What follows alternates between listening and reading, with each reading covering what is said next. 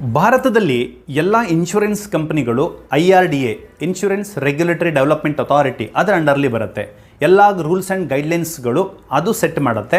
So that ಎಲ್ಲ insurance ಕಂಪನಿಗಳು health ಆಗಿರ್ಬೋದು, ಜನರಲ್ ಆಗಿರ್ಬೋದು ಅಥವಾ ಲೈಫ್ ಇನ್ಶೂರೆನ್ಸ್ ಆಗಿರ್ಬೋದು, ಎಲ್ಲ ಕಂಪನಿಗಳು ಇದರ ರೂಲ್ಸ್ ಆ್ಯಂಡ್ ರೆಗ್ಯುಲೇಷನ್ ಒಬೆ ಮಾಡಬೇಕಾಗತ್ತೆ.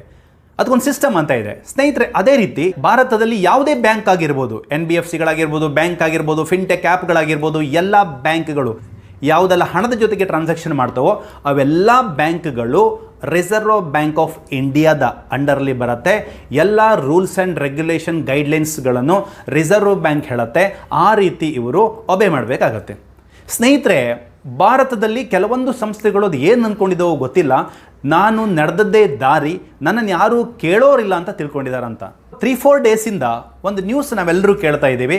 ಒಂದು ದೊಡ್ಡ ಫಿನ್ಟೆಕ್ ಕಂಪನಿ, ಭಾರತದ ಕಂಪನಿ, ಅದು ಮಾರ್ಚಿಂದ ಅಂದರೆ ಮಾರ್ಚ್ 1ನೇ ತಾರೀಕು 2024ರಿಂದ ಕೆಲಸ ಮಾಡೋದು ನಿಲ್ಲಿಸಬೇಕಾಗತ್ತೆ. ತನ್ನ ಎಲ್ಲ ಟ್ರಾನ್ಸಾಕ್ಷನ್ಗಳನ್ನು ನಿಲ್ಲಿಸಬೇಕಾಗತ್ತೆ. ಹಾಗಾದರೆ ಅದು ಯಾವ ಕಂಪನಿ ನೋಡ್ಕೊಂಡು ಬರೋಣ. ಸ್ನೇಹಿತರೆ, ಯಾರೆಲ್ಲ ನಮ್ಮ ಚಾನಲನ್ನು ಸಬ್ಸ್ಕ್ರೈಬ್ ಮಾಡ್ಕೊಂಡಿದ್ದೀರಿ, ಥ್ಯಾಂಕ್ ಯು ಸೋ ಮಚ್. ಯಾರೆಲ್ಲ ಸಬ್ಸ್ಕ್ರೈಬ್ ಮಾಡ್ಕೊಂಡಿಲ್ಲ ಇದುವರೆಗೂ, ದಯವಿಟ್ಟು ಸಬ್ಸ್ಕ್ರೈಬ್ ಮಾಡ್ಕೊಳ್ಳಿ. ನೀವು ಸಬ್ಸ್ಕ್ರೈಬ್ ಮಾಡ್ಕೊಳ್ಳೋದ್ರಿಂದ ನಮಗೂ ಮೋಟಿವೇಶನ್ ಸಿಗುತ್ತೆ ವಿಡಿಯೋ ಮಾಡಲಿಕ್ಕೆ. Thank you so much. ನೋಡೋಣ ಹಾಗಾದರೆ ಯಾವ ಕಂಪನಿ ಅಂದ್ಬಿಟ್ಟು. ಸ್ನೇಹಿತರೆ, ಬ್ರ್ಯಾಂಡ್ ಹೇಗಾಗಿದೆ ಅಂತ ಕೇಳಿದರೆ ಈ ಕಂಪನಿದು, ಹೇಗೆ ನಾವು ಮಿನರಲ್ ವಾಟರ್ ಕೊಡಿ ಅಂತ ಕೇಳಲಿಕ್ಕೆ ಬಿಸ್ಲರಿ ಕೊಡಿ ಅಂತ ಹೇಳ್ತೀವೋ, ಹೇಗೆ ಟೂತ್ಪೇಸ್ಟ್ ಕೊಡಿ ಅಂತ ಕೇಳಲಿಕ್ಕೆ ತುಂಬ ಜನ ಕಾಲ್ಗೇಟನ್ನೇ ಕೊಡಿ ಅಂತ ಹೇಳ್ತಾರೋ, ಆ ರೀತಿ ಒಂದು ಬ್ರ್ಯಾಂಡ್ ಕ್ರಿಯೇಟ್ ಆಗಿದೆ. ಅದೇ ಪೇಟಿಎಮ್. ಹಾಗಾದರೆ ಇವತ್ತು ಭಾರತದಲ್ಲಿ ಸಣ್ಣ ಮತ್ತು ಮಧ್ಯಮ ವರ್ಗದ ವ್ಯಾಪಾರಸ್ಥರು, ರೀಟೇಲ್ ಶಾಪ್ಕೀಪರ್ ಅಂತ ಏನು ಕರಿತೀವಿ, ಅದಲ್ಲದೆ ರಿಕ್ಷಾ ಡ್ರೈವರ್ಸ್ ಅಂದರೆ ಆಟೋ ಡ್ರೈವರ್ಸ್ ಅವರಾಗಿರ್ಬೋದು ಅಥವಾ ಬೇರೆ ಬೇರೆ ಟ್ಯಾಕ್ಸಿ ಡ್ರೈವರ್ಸ್ ಆಗಿರ್ಬೋದು, ಅವರ ಕಾರಲ್ಲಿ ಎಲ್ಲ ನೀವು ನೋಡಿರ್ಬೋದು ಸ್ಕ್ಯಾನಿಂಗ್ ಆ್ಯಪ್, ಅದೆಲ್ಲ ಮ್ಯಾಕ್ಸಿಮಮ್ ಮೆಜಾರಿಟಿ ಯೂಸ್ ಮಾಡ್ತಿರುವಂಥದ್ದು ಪೇಟಿಎಮ್ ಅಪ್ಲಿಕೇಶನ್. ಸ್ನೇಹಿತರೆ, ಪೇಟಿಎಮ್ ವ್ಯಾಲೆಟ್ಸ್, ಈ ಪೇಟಿಎಮ್ ವ್ಯಾಲೆಟ್ಸ್ ಇದೆಯಲ್ಲ, ಇವತ್ತು ಅವರ ಪ್ರಕಾರ ಇವತ್ತು ಭಾರತದಲ್ಲಿ 10 ಮಿಲಿಯನ್ ಜನ ಇವತ್ತು KYC ಪೇಟಿಎಮ್ಗೆ ಸಬ್ಮಿಟ್ ಮಾಡಿದ್ದಾರೆ. ಎಷ್ಟೊಂದು ದೊಡ್ಡ ಸಂಖ್ಯೆ ಸ್ನೇಹಿತರೆ. ಅದರಲ್ಲಿ 8 ಮಿಲಿಯನ್ ವೆಹಿಕಲ್ಗಳಲ್ಲಿ ಇವತ್ತು ಪೇಟಿಎಮ್ನ ಫಾಸ್ಟ್ಯಾಗ್ ಇದೆ. ಒಂದು largest FASTag provider in India ಅಂತ ಹೇಳ್ಬೋದು. ಸ್ನೇಹಿತರೆ, ಇಷ್ಟೆಲ್ಲ ಒಂದು ದೊಡ್ಡ ಸಂಸ್ಥೆಗೆ ಒಂದು ಶಾಕಿಂಗ್ ನ್ಯೂಸ್, ಒಂದು 4 ದಿನದ ಹಿಂದೆ ಒಂದು ಶಾಕಿಂಗ್ ನ್ಯೂಸ್ ಕಾದಿತ್ತು RBI ರಿಸರ್ವ್ ಬ್ಯಾಂಕ್ ಆಫ್ ಇಂಡಿಯಾದಿಂದ. ಹಾಗಾದರೆ ನೋಡ್ಕೊಂಡು ಬರೋಣ ಏನಿದು ಶಾಕಿಂಗ್ ನ್ಯೂಸ್. ಸ್ನೇಹಿತರೆ, ಈ ವಿಡಿಯೋನು ಕೊನೆ ತನಕ ನೋಡಿ, ತುಂಬ ವೆರಿ ಗುಡ್ ಇನ್ಫಾರ್ಮೇಷನ್ ನಿಮ್ಗೆ ಸಿಗ್ತಾ ಹೋಗುತ್ತೆ.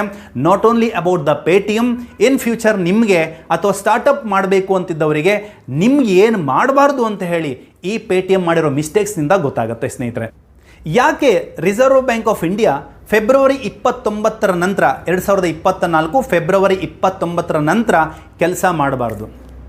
ಯಾಕೆ ಪೇಟಿಎಮ್ಗೆ RBI ಇನ್ಸ್ಟ್ರಕ್ಷನ್ ಕೊಡ್ತು ಮಾರ್ಚ್ 2024ರ ನಂತರ ಕೆಲಸ ಯಾವುದೇ ಟ್ರಾನ್ಸಾಕ್ಷನ್ ಮಾಡೋಂಗಿಲ್ಲ ಅಂತ ಹೇಳಿ ಯಾಕೆ ರಿಸ್ಟ್ರಿಕ್ಷನ್ ಹೇರ್ತು, ನೋಟಿಸ್ ಕಳಿಸ್ತು ಅಂತ ನೋಡ್ಕೊಂಡು ಬರೋಣ. ವೆರಿ ಸಿಂಪಲ್ ಸ್ನೇಹಿತರೆ. ಪೇಟಿಎಮ್ 2016ರ ತನಕ ಪೇಟಿಎಮ್ ವ್ಯಾಲೆಟ್ ಆ್ಯಂಡ್ ರೀಚಾರ್ಜ್ ಅಂತಹ ಒಂದು ಕೆಲಸಗಳನ್ನು, ವ್ಯಾಲೆಟ್ ಆ್ಯಂಡ್ ಟ್ರಾನ್ಸಾಕ್ಷನ್ ಮತ್ತು ರೀಚಾರ್ಜ್ಗಳನ್ನು ಮಾಡುವಂಥ ಒಂದು ವ್ಯಾಲೆಟ್ ಆ್ಯಪ್ ಆಗಿತ್ತು, just like PhonePe and Google Pay. 2017ಕ್ಕೆ ಅದಕ್ಕೊಂದು ಪರ್ಮಿಷನ್ ಸಿಗುತ್ತೆ ರಿಸರ್ವ್ ಬ್ಯಾಂಕ್ ಆಫ್ ಇಂಡಿಯಾದ. ಆಸ್ ಪರ್ ದೇರ್ ಅಪ್ಲಿಕೇಶನ್ ಏನು ಮಾಡುತ್ತೆ, as per their request license ಸಿಕ್ಬಿಡುತ್ತೆ, ಪೇಮೆಂಟ್ ಬ್ಯಾಂಕಿಂಗ್ ಲೈಸೆನ್ಸ್ ಸಿಕ್ಬಿಡುತ್ತೆ, ಆನ್ಲೈನ್ ಪೇಮೆಂಟ್ ಬ್ಯಾಂಕಿಂಗ್. ಇದ್ರ ಪ್ರಕಾರ so Paytm bank to bank transaction ಮಾಡ್ಬೋದು, ಆನ್ಲೈನ್ ಟ್ರಾನ್ಸಾಕ್ಷನ್ ಮಾಡ್ಬೋದು, ಲೋನ್ ತಗೊಳ್ಬಹುದು ಜನ, ಮತ್ತು ಡೆಪಾಸಿಟ್ ಇಡ್ಬೋದು ಅಥವಾ ಸೇವಿಂಗ್ಸ್ ಬ್ಯಾಂಕ್ಗಳನ್ನು ಓಪನ್ ಮಾಡ್ಬೋದು ಅದರಲ್ಲಿ ಅಂದ್ಬಿಟ್ಟು ಎಲ್ಲ ಆ್ಯಕ್ಟಿವಿಟೀಸ್ಗಳನ್ನು ಮಾಡ್ತಾ ಹೋಗುತ್ತೆ. ಬಟ್ ಪರ್ಮಿಷನ್ ಕೊಟ್ಟಿರುತ್ತೆ RBI with some rules and guidelines and restrictions. ಇಷ್ಟೇ ಹಣ ಟ್ರಾನ್ಸಾಕ್ಷನ್ ಮಾಡಬೇಕು, ಇಷ್ಟೇ ಡೆಪಾಸಿಟ್ ಇಟ್ಕೊಳ್ಬೇಕು, ಇಷ್ಟೇ ಲೋನ್ ಕೊಡಬೇಕು, ಈ ರೀತಿ ಎಲ್ಲ ರಿಸ್ಟ್ರಿಕ್ಷನ್ ಕೊಟ್ಟೆ ಪರ್ಮಿಷನ್ ಅಥವಾ ಲೈಸೆನ್ಸ್ ಕೊಟ್ಟುಬಿಡುತ್ತೆ. ಎಲ್ಲ ರೂಲ್ಸ್ ಆ್ಯಂಡ್ ರೆಗ್ಯುಲೇಷನ್ಸ್, ಬಿಸ್ನೆಸ್ ಎಥಿಕ್ಸ್ನೆಲ್ಲ ಗಾಳಿಗೆ ತೂರ್ಬಿಟ್ಟು ಏನು ಮಾಡುತ್ತೆ, ಪೇಟಿಎಮ್ ತನ್ನದೇ ಆದ ದಾರಿಯಲ್ಲಿ, ತನ್ನದೇ ಆದ ಸ್ಟೈಲ್ನಲ್ಲಿ ಏನು ಮಾಡುತ್ತೆ, ಕೆಲಸ ಮಾಡಲಿಕ್ಕೆ ಸ್ಟಾರ್ಟ್ ಮಾಡುತ್ತೆ. ಇದು RBIಗೆ ಗೊತ್ತಾಗುತ್ತೆ. RBIಗೆ ಗೊತ್ತಾಗಿರುವಂಥ ವಿಷಯ ಒಂದು IT related, income tax related issues ಆಗಿರ್ಬೋದು, ಕಸ್ಟಮರ್ ಕಾಂಪ್ಲೈಯನ್ಸಸ್ ಇಶ್ಯೂಸ್ ಆಗಿರ್ಬೋದು, ಮತ್ತು ಕಸ್ಟಮರ್ ಕಂಪ್ಲೇಂಟ್ಸ್, ಇದೆಲ್ಲ ನೋಡಿಬಿಟ್ಟು ತುಂಬ ಸಲ ನೋಟಿಸ್ ಕಳಿಸಿರುತ್ತೆ. ಇದೆಲ್ಲ ನೋಟಿಸ್ಗೆ ಪೇಟಿಎಮ್ ಅದಕ್ಕೆ ಸೊಪ್ಪೆ ಹಾಕಲ್ಲ. ಆಗ ರೀಸೆಂಟಾಗಿ ರಿಸರ್ವ್ ಬ್ಯಾಂಕ್ ಆಫ್ ಇಂಡಿಯಾ ಪೇಟಿಎಮ್ಗೆ ವಿತ್ ಸ್ಟ್ರಿಕ್ಟ್ ಆ್ಯಕ್ಷನ್ ತಗೊಳುತ್ತೆ. ಮಾರ್ಚ್ 1ನೇ ತಾರೀಕಿಂದ ನಿನ್ನ ಎಲ್ಲ ಆ್ಯಕ್ಟಿವಿಟೀಸ್ಗಳನ್ನು ಬಂದ್ ಮಾಡಬೇಕು ಅಂದ್ಬಿಟ್ಟು ಶಾಕ್ ಕೊಡುತ್ತೆ ಸ್ನೇಹಿತರೆ. ಇದರಿಂದ ಲಾಸ್ ಆಗ್ತಾ ಇರೋದು ಯಾರಿಗೆ ಕೇಳಿದರೆ, ಯಾರೋ ಆ್ಯಪ್ ಹಿಡ್ಕೊಂಡವರು ಅಥವಾ ಸಣ್ಣ ಪುಟ್ಟ ಅಂಗಡಿಯವರಿಗೆ, ರಿಕ್ಷಾದವರಿಗೆ, ಇವರಿಗೆಲ್ಲರಿಗೂ ದೊಡ್ಡ ಮಟ್ಟದ ಲಾಸ್ ಆಗೋದಿಲ್ಲ ನನ್ನ ಪ್ರಕಾರ. ಯಾಕಂತ ಕೇಳಿದರೆ ವ್ಯಾಲೆಟಲ್ಲಿ ಯಾವುದೇ ಹಣ ಇರಲಿ, ಎಲ್ಲ ಹಣವನ್ನು ತಾನು ತಗೊಳ್ಬೋದು. ಅಥವಾ ಫಾಸ್ಟ್ಯಾಗ್ ಯಾರ ಹತ್ರ ಇದೆ, ಫಾಸ್ಟ್ಯಾಗಲ್ಲಿ ಹಣ ಇದ್ದರೂ ಸಹ ಹಣ ಇರೋ ತನಕ, ರೀಚಾರ್ಜ್ ಇರೋ ತನಕ ಅದನ್ನು ಯುಟಿಲೈಸ್ ಮಾಡ್ಕೊಳ್ಬೋದು ಅಂತ RBI ಹೇಳಿದೆ. ಸೊ ಇವರ್ಯಾರು ಹೆದರುವಂಥ ಅವಶ್ಯಕತೆ ಇಲ್ಲ. ಹಣ ಇದ್ದವರು, ಡೆಪಾಸಿಟ್ ಇಟ್ಟವರು 100% ಅವರು ಹಣವನ್ನು ವಾಪಸ್ ತಗೊಳ್ಬೋದು. ಸೊ ಇದರಿಂದ ಯಾರಿಗೆ ದೊಡ್ಡ ಆಘಾತ ಆಗಿದೆ ಕೇಳಿದರೆ, 2021ರಲ್ಲಿ ಪೇಟಿಎಮ್ ಏನು ಮಾಡುತ್ತೆ, IPO ಲಾಂಚ್ ಮಾಡುತ್ತೆ. ಇನಿಷಿಯಲ್ ಪಬ್ಲಿಕ್ ಆಫರಿಂಗ್, ಶೇರ್ ಮಾರ್ಕೆಟಿಗೆ ಬರಲಿಕ್ಕೆ IPO ಲಾಂಚ್ ಮಾಡುತ್ತೆ. ಇಲ್ಲಿ ಜನ ಒಂದು ದೊಡ್ಡ ಬ್ರ್ಯಾಂಡ್ ಅಂತ ತಿಳ್ಕೊಂಡು, ನಾನು ಆವಾಗಲೇ ಹೇಳಿದೆ, ಒಂದು ದೊಡ್ಡ ಬ್ರ್ಯಾಂಡ್, ಒಂದು ದೊಡ್ಡ ಕಂಪನಿ, ಈ ಕಂಪನಿಯಲ್ಲಿ ಇನ್ವೆಸ್ಟ್ ಮಾಡಿದರೆ ಪ್ರಾಫಿಟ್ ಆಗುತ್ತೆ ಅಂದ್ಬಿಟ್ಟು ಹಣವನ್ನೆಲ್ಲ ಇನ್ವೆಸ್ಟ್ ಮಾಡಿಬಿಡ್ತಾರೆ. IPOಗೆ 2095 ರೂಪಾಯಿ ಒಂದು ಶೇರ್ನ ಬೆಲೆ ಆಗಿರುತ್ತೆ IPO ಅಲಾಟ್ಮೆಂಟ್ ಆಗುವಾಗ.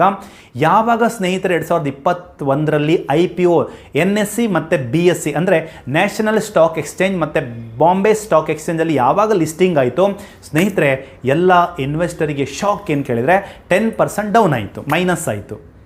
ಇನ್ವೆಸ್ಟ್ ಮಾಡಿದ ಹಣದಲ್ಲಿ 10% ಮೈನಸ್ ಆಗಿ ಡೌನ್ಫಾಲಿಗೆ ಬಂತು. ಅಲ್ಲಿಂದ ಯಾವಾಗ ಲಿಸ್ಟಿಂಗ್ ಆಗಿದೆ ಸ್ನೇಹಿತರೆ, ಇಲ್ಲಿ ತನಕ 3-4 ವರ್ಷದಲ್ಲಿ ಇಲ್ಲಿ ತನಕ ಪೇಟಿಎಮ್ನ ಶೇರು ಮೇಲೂ ಹೋದದ್ದೇ ಇಲ್ಲ. ಕೆಳಗಡೆ ಡೌನ್ಫಾಲ್ ಆಗ್ತಾ ಬಂತು. ಲಾಸ್ಟ್ ವೀಕಲ್ಲಿ ಟ್ರೇಡ್ ಆಗಿರೋದು 600 ರೂಪಾಯಿಗೆ. ಸ್ನೇಹಿತರೆ, 2021ರಲ್ಲಿ ಒಂದು ಶೇರ್ನ ಬೆಲೆ 2095 ಇದ್ದದ್ದು ಇವತ್ತು 600-500 ರೂಪಾಯಲ್ಲಿ ಟ್ರೇಡ್ ಆಗ್ತಾ ಇದೆ ಅಂತ ಹೇಳಿದರೆ ಎಷ್ಟೊಂದು ಲಾಸ್ ಆಗಿರ್ಬೋದು ಸ್ನೇಹಿತರೆ. ಎಷ್ಟೋ ಲಕ್ಷಗಟ್ಟಲೆ ಹಣ, ಕೋಟಿಗಟ್ಟಲೆ ಹಣ ಇನ್ವೆಸ್ಟ್ ಮಾಡಿದವರು ಎಷ್ಟೊಂದು ಲಾಸ್ ಆಗಿರ್ಬೋದು ಸ್ನೇಹಿತರೆ.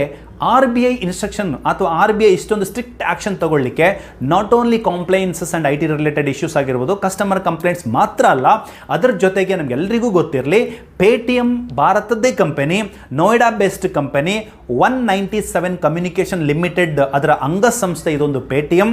ಬಟ್ ಸ್ಟಿಲ್ ಇಲ್ಲಿ ಏನಾಗಿದೆ ಕೇಳಿದರೆ, Paytm not only Indian investors, ಪೇಟಿಎಮ್ನ ಮೆಜಾರಿಟಿ ಶೇರ್ ಹೋಲ್ಡರ್ ಯಾರಂತ ಕೇಳಿದರೆ ಆಲಿಬಾಬಾ, ಚೈನಾದ ಒಂದು ದೈತ್ಯ ಕಂಪನಿ, ಎಲ್ರಿಗೂ ಗೊತ್ತಿದೆ.